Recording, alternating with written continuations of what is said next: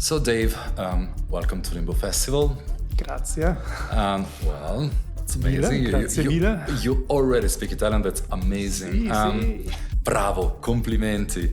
But well, you've been playing a lot, you've been traveling a lot, you've been everywhere, but maybe that's the very first time that you're running an interview surrounded by medieval paintings, isn't it?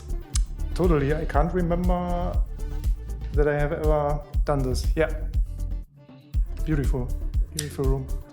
And how is it to be interviewed? Because, well, I'm a professional interviewer, so I know how it is to interview someone, but what about being by the other side and being the one that's getting the questions and blah, blah, blah? If it's interesting questions, it's nice to talk about different things. Mm-hmm. Otherwise, it's a disaster. I mean, not disaster, just like sometimes it's you keep repeating yourself, especially when it comes to music promo, you know. Yeah. Like a lot of journalists are not very creative, but there's always another side, and you can figure out different things and views from the artist. Mm-hmm. So, instead of following the usual footprints of the press release. Just like the 10 regular questions that everyone does. Mm-hmm. But do you think that our scene is getting a little bit boring and stale? The music scene, you mean? Especially the dance music scene. I mean, techno and house and this kind of stuff. I mean, maybe not boring, but just like it's a lot of music out there every month, and it's getting a kind of repetitive. Well, I don't want to say all new music is coming out is boring, but it's just a huge amount compared to some years ago, and due to the handling, I would say mostly digital. I mean, there's a good point. A lot of artists can do music with tools that are available today for a lot of people, and which is good, but also the amount of music is the other side. So yeah, but what can we do about it? Just like if I want to do music, as long as I have the feeling, I love it, and I can be creative, I want to do it, and then I have to keep up with things how they are. Doesn't matter if I like it or not. It's like we have to find ways to distribute it and to get along with it, right? But are you one of those that's quite nostalgic, like, well, in the good old days it was much better, it was more fascinating, it was more daring and stuff like that? At some point, yeah. I mean, I've been around the music scene for quite a long time, so yeah. If I wouldn't be a bit nostalgic, would be strange, right? I'm not like a 20-something-year-old person who just started doing music. But yeah, I mean, there are good things about the new tools as well, in terms of reaching people that wouldn't have listened to music before in any far corners of the world, for example. I'm trying to see the positive points on this. And what I like about you is the fact that you never try to be mainstream, you never try to enter that superstar DJ thing, you were just following your own path. Have you ever been tempted to, no, I have to go big now, I have to aim for the mainstream big crowds? Well, not music-wise. I mean, I was lucky enough years ago that I could work with labels such as Compact and Pampa Records, for example, and before Mood Music and Müller Records, who were famous labels back in the days too. Yeah, I mean, they made things possible, but I never really had such a big hype like other artists. But it was always good for me to travel, to present the music to people, to do the things that I like. And I'm doing this until now. I mean, I had a big break during COVID that I think most people didn't really enjoy the time, and were forced to have a break, did other things, like some people disappeared completely. I wasn't really creative, I have to say, but now I have new music coming out, and I'm back with... Which is ironic because, well, during the COVID couple of years, we were supposed to have so many spare time to do stuff and to create and be experimental, but you're not the first musician that's telling me, well, it was just nothing. I wasn't inspired during the COVID break. Was it the same for you? I did some music, but not really crazy like other people. I was more focused on doing other things and taking a break. So yeah. What do you do when you're not producing music and you're not traveling around to play music? I'm an animal investigative artist, so animal rights artist. So I'm doing undercover investigations in factory farms with different NGOs. Wow. I've been doing this for 3.5 years now. Mm-hmm. Do you have the perception that the awareness around this topic is getting higher? Yeah, it's more material out there. Since a couple of years, people are reading and seeing more documentaries about this. And yeah, I'm with a handful of people producing material, and then it's exposed to the media and just to create awareness about this. Yeah. So. But are you sharing your thoughts about this with colleagues of yours? Because it's a quite bizarre thing. It's not the usual hobby for a DJ. No. I just had a conversation with a friend who is also here, Cormac, and he's vegan too, and for a couple of years. And yeah, we were just talking about it. And yeah, it's not the usual way that I'm talking about it all the time with everyone. On my social media, I'm sharing the positive side of this, which means like good food and so I don't have to force everyone. It's not to about see fighting not nice people. images. Yeah, not all the time. Like, and anyway, this work is an underground work. This investigative stuff that I can't talk too much about it with everyone unless it's released. If you look at the young JFDK 15, 20 years ago, do you see a different person compared to now? I was playing really a lot in a lot of different countries, and I had really a lot of music coming out. But yeah, I was not vegan. I'm vegan since 2017. So that's quite recent. So this is not too long ago. This is probably the biggest change in my life that I made, I have to say. But besides, I didn't change too much. I still haven't got gray hair. I can confirm. I mean, we can confirm. What about your impression about this area? Because it's already a few hours that you're here, you're gonna play tonight. Well, first of all, what are you expecting from tonight? Well, I'm expecting really open-minded people.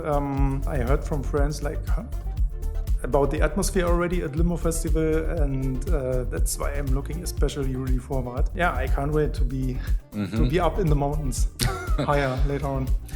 These mountains, I mean, we are in Tuscany, but maybe that's not the typical Tuscany. It's not Chianti, it's not the place filled by American tourists and English pop stars like Chianti is. What are your impressions? I mean, it looks like Germany in a way to me, this place. I don't know if I'm completely wrong about this. I am the first time here, actually. I've been in Italy many times, but not to Tuscany. It's really the first time. And for me, from the hotel terrace, it looked a little bit also like some place in South America, actually. Like the mountains and in the Andean mountains could also be there. Germany, I wouldn't say. Probably like in Bavaria, some corners, but... I was thinking about that, like the coastal area. It's definitely a Mediterranean flair, and it's so quiet here. It's amazing. Like, there's no traffic, nothing. That's true. That's really what excites me about here, and it's really beautiful. Having played a few times, more than a few times here in Italy, is there anything peculiar about the Italian crowd, or more or less all the crowds are quite similar? I mean, everywhere people usually enjoy the party. Like, for example, in Japan, in Asia, especially in Japan, the crowds are quite different because they're usually really dancing and watching to the artist all the time. They are not really like dancing for themselves. They are really like focused to the stage. It's also in Europe or here in Italy maybe a little bit like this, but that's really a big difference. But besides that, it's not so much of a difference, I think. I will see tonight the festival here, but I think it's similar to German festivals. Could you name a few DJs and producers you really, really admire? A really good Italian DJ probably is Mimmo Falcone, who runs Black, what's the label called? Well, it's an Afro House label. It's amazing. He's really playing good music, and the releases are absolutely amazing. And then generally all artists from my house label, Pampa. They are big inspirations. Mano Letav is playing here tonight. Fantastic artist. So that's probably... And Compact, like the whole Compact crew has also influenced me throughout all my life, I have to say. What about the state of health of the German electronic music scene? Because it was the point of reference for so many years, especially at the beginning of the new millennium. Compact and Pump, obviously, and other labels, and all the Berlin thing. I mean, Germany was the thing. What about today? What about your feelings about the actual state of health? Well, like everywhere, a lot of new people emerged into the scene in the past couple of years.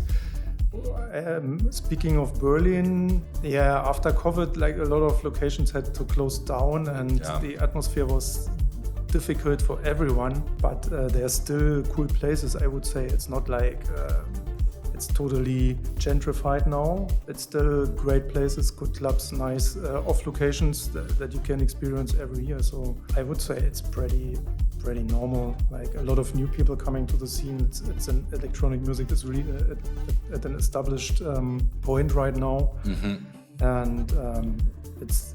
Well, in Berlin, you hear electronic music in every bar and every toilet and every... It's a real pop music. It's a real mainstream there. It's everywhere, yeah. And it's still like that. Yeah.